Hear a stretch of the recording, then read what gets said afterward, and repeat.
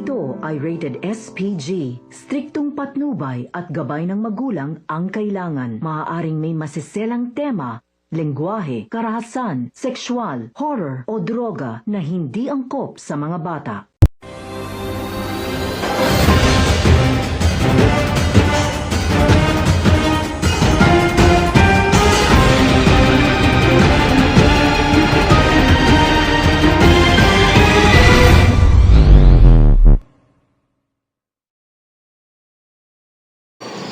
So, good morning Mindanaoans. Today, I will gonna interview one of the survivors of Bagyong Sindong, or the tropical storm, Washi.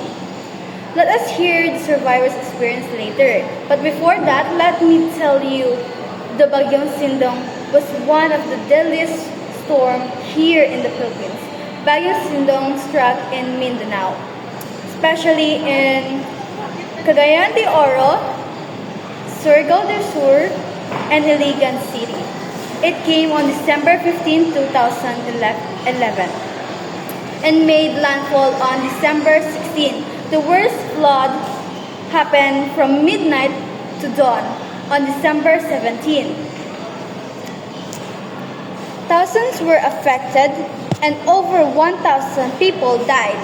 Also, 51,000 were evacuated and many lost their homes, loved ones, and belongings. So, now let us hear the survivors' experience about Bagyong Sindong. Ngayon, Sir told us that we need to interview a person or a historian who has been a part of Philippine history.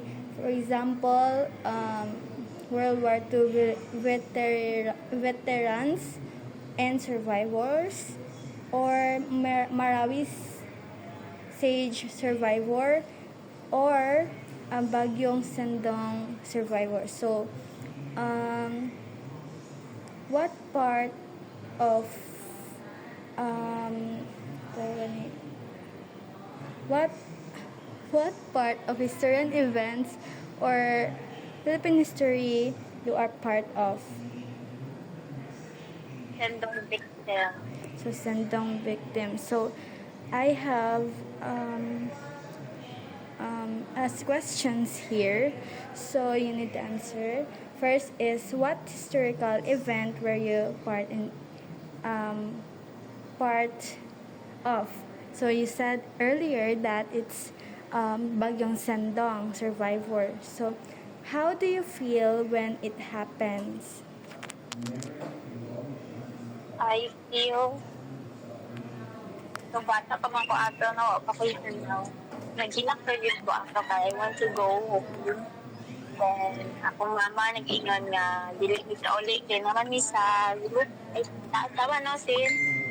So taas ng tubig. Pero di ako naglilisan.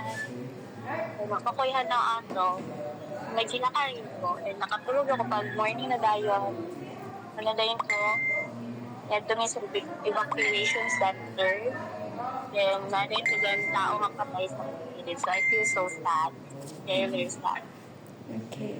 So, next is, are there still some things that reminds you of that incident? I repeat ha. Actually, wala.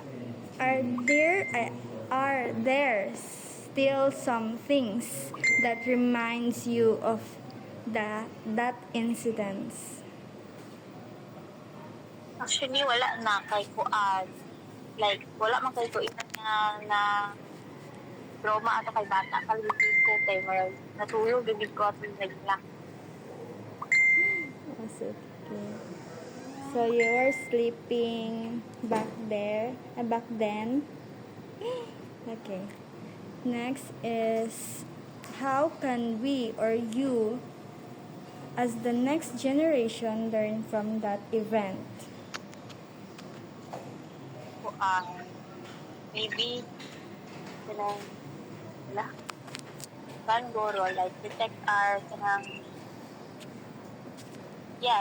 nature, like, dili na maglabay basura sa asa, then, like, na mag-patch of face siguro. Ano siya. Then, kanang always, for me, like, aware ka sa mga nahitabo sa mga palibot with that time, wala yung news nga na yung nga bagyo. So, inana siya. Nahitabo, wala yung news nga na yung bagyo. Ana. So, okay. Kailan yung tabot na lang? So, okay na to? Okay. Wala na kay lain. Is there anything you want to add? Nasa sa question 3. What? Sa question 3, Melay. Yes, or anything you want to add about your experience? Ano siya, very,